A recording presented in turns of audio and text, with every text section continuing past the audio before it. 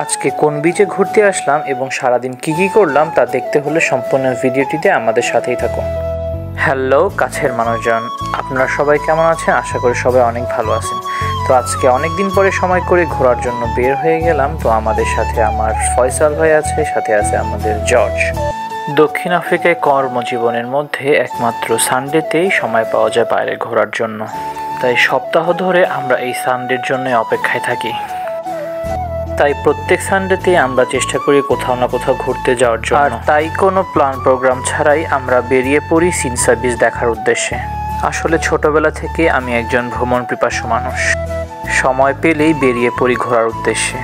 আল্লাহ তাআলার সৃষ্টি যে কতটা বৈচিত্র্যময় তা আপনি না ঘুরলে বুঝতে পারবেন না।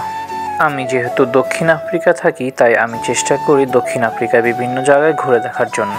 তারই ফলশ্রুতিতে আজ বেরিয়ে পড়েছি সিনসা বিচ দেখার উদ্দেশ্যে। আসলে সমুদ্র এমন একটা জায়গা যেখানে গেলে সকলের মন ভালো হতে বাধ্য। সিনসা বিচে যাওয়ার আগে আমরা এর আগের নিকটস্থ একটি মাইন নদী দেখতে এসেছি। আসলে এই নদীটির উৎপত্তি হয়েছে হীরার খনি থেকে। আর আপনারা দেখে অবাক হবেন যে এই নদীর পানি সম্পূর্ণরূপে লাল।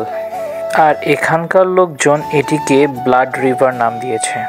এখানকার লোকজনের সাথে কথা বলে জানতে পারলাম এই নদীতে প্রচুর পরিমাণে পিরানহা মাছ রয়েছে, সাথে রয়েছে বড় বড় ক্যাটফিশ এবং ইলফিশ।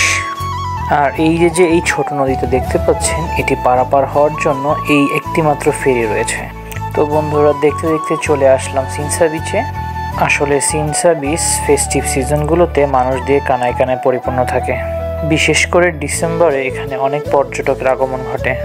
তো বন্ধুরা, আজ এ পর্যন্তই। ভিডিওটি তোমাদের কেমন লাগলো তা কমেন্ট করে অবশ্যই জানাবে, এবং এরকম আরও নতুন নতুন ভিডিও পেতে আমার পেজটি ফলো দিয়ে রাখো।